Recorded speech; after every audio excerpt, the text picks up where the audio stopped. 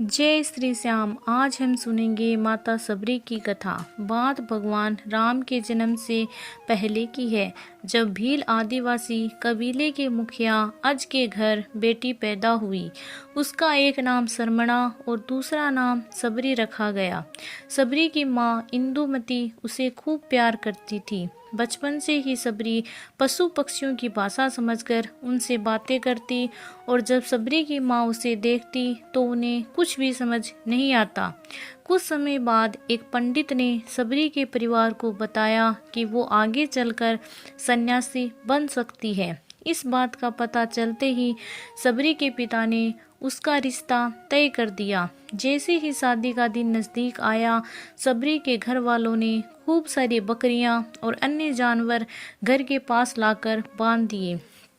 एक दिन सबरी की माँ जब उसके बाल बना रही थी तो उसने माँ से पूछा, इतने सारे जानवर हमारे घर क्यों लाए गए हैं? माँ ने जवाब दिया, बेटी तुम्हारा विवाह होने वाला है, इसलिए हम लोगों ने इनका इंतजाम बलि के लिए किया है। तुम्हारी शादी के दिन ही बलि प्रथा होगी और फिर इनसे स्वादिष्ट भोजन बनाकर सबको परोसा जाएगा। ये सब सुनकर सबरी दुखी हो गई।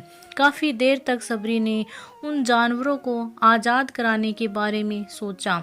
सोचते सोचते सबरी के मन में हुआ कि अगर ये जानवर यहाँ नहीं होंगे तो इनकी बलि रुक सकती है। ऐसा नहीं हुआ तो मेरे घर से कहीं चले जाने पर ही ये बलि रुकेगी।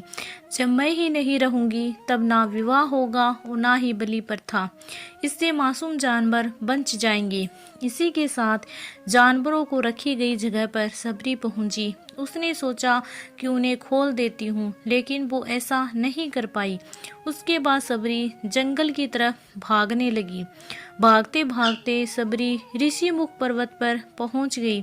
वहां करीब 10,000 ऋषि रहा करते थे। सबरी को लगा कि वो भी इसी जंगल में किसी तरह ऋषि मुनियों की सेवा करके अपना जीवन जी लेगी। वो चुपचाप उसी जंगल के एक हिस्से में किसी तरीके से रहने लगी। सबरी रोजाना ऋषि मुनियों की झोपड़ी के आगे झाड़ू लगाती, हवन के लिए लकड़ियां भी लाकर रख देती। ऋषि मुनियों को समझ नहीं आ रहा कि जंगल में उनके काम अपने आप कैसे हो रहे हैं। एक दिन सबरी को किसी ऋषि ने देख लिया।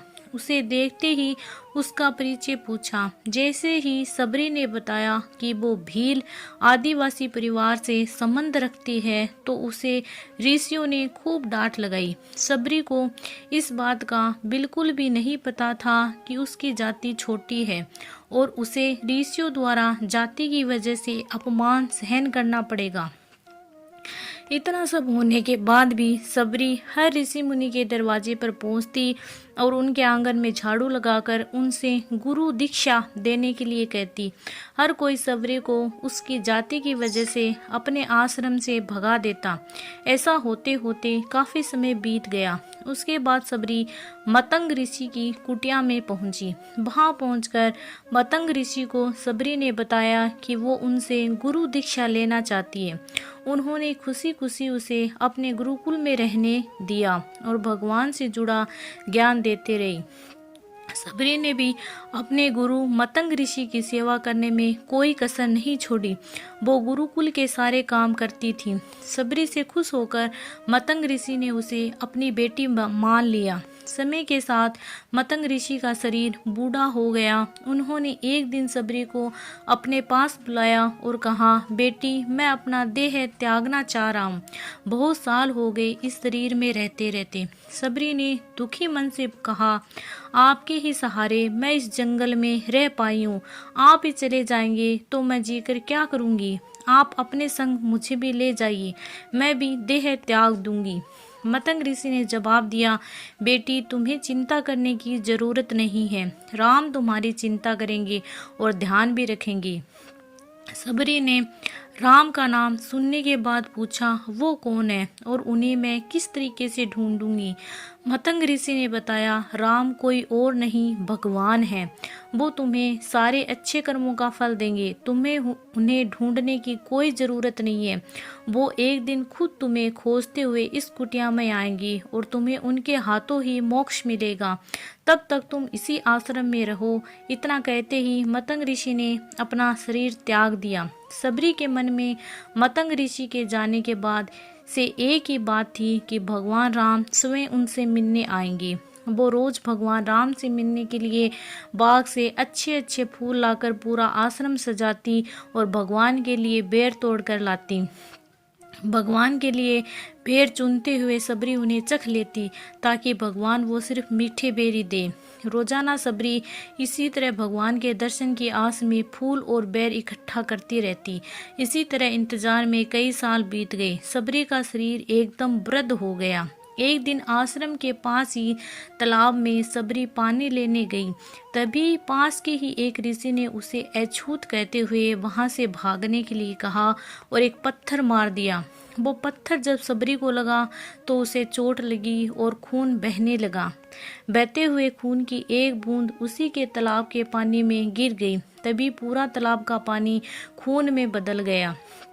ये सब होता देखकर ऋषि ने सबरी को ही डांटा और कहा कि पापीन, तुम्हारी वजह से पूरा पानी खराब हो गया। रोज ऋषि उस पानी को साफ करने के लिए अपनी कई तरीके की विद्याओं का इस्तेमाल करते। कई सारे जतन करने के बाद भी कुछ नहीं हुआ। फिर उन्होंने गंगा जैसे कई पवित्र नदियों का जल भी उस तालाब में डाला, फिर भी तालाब का पानी साफ नहीं हो पाया और वो खून जैसा ही रहा। कई साल तक तालाब के पानी को साफ करने की कोशिश के बाद भी कुछ काम नहीं आया तो ऋषि ने थककर सब कुछ छोड़ दिया। इस घटना के कई सालों के बाद भगवान राम अपनी पत्नी सीता के हरण के बाद उन्हें ढूंढते हुए उसी तालाब के पास पहुंचे। ऋषि मुनियों ने तालाब का पानी साफ करने के लिए भगवान राम को अपने पैर उसमें डालने के लिए कहा, लेकिन पानी जैसे का तैसा ही रहा। ऋषि मुनियों ने भगवान से भी कई अन्य तरीके के जतन करवाए, लेकिन वो पानी जस का तस खून जैसा ही रहा। तब भगवान ने ऋषियों से पानी के रक्त में बदलने की कहानी पूछी।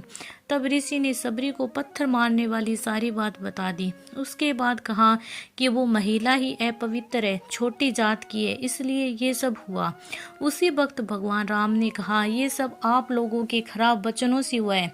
सबरी को इस तरीके के शब्द बोलकर आप लोगों ने उसे नहीं बल्कि मेरे दिल को घायल किया है। इसी घायल दिल के रक्त का प्रतीक ये तालाब का लाल पानी है। आगे भगवान राम बोले, कहाँ है वो माई, मैं उनसे मिलना चाहता हूँ। तब तक सबरी उसी तालाब के पास पहुंच जाती है। इस दौरान सबरी के पैर को ठोकर लगती है और कुछ धूल उस तालाब में गिर जाती है। तभी सारा पानी साफ हो जाता है। भगवान सबसे कहते हैं, देखिए आप लोगों ने क्या कुछ नहीं किया, लेकिन पानी साफ नहीं हो पाया। अभी सिर्फ इनके पैर की थोड़ी सी धूल ने ही तालाब का पानी साफ कर दिया।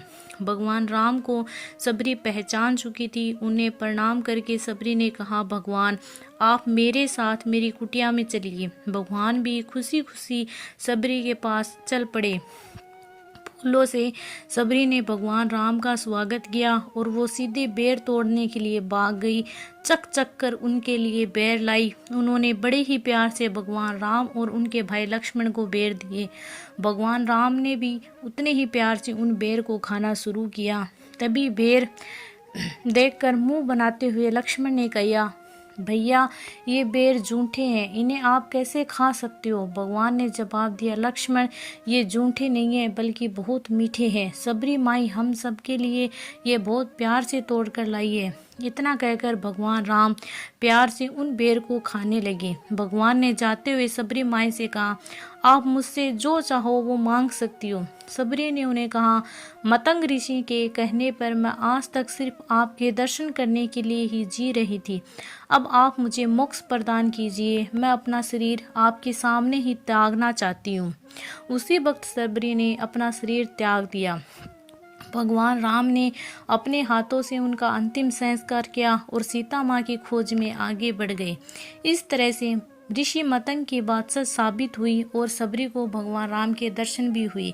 तभी से भगवान राम को सबरी के राम के नाम से भी जाना जाता है। इस कहानी से ये सीख मिलती है, सच्ची श्रद्धा हो तो भगवान के दर्शन भी जरूर होते हैं।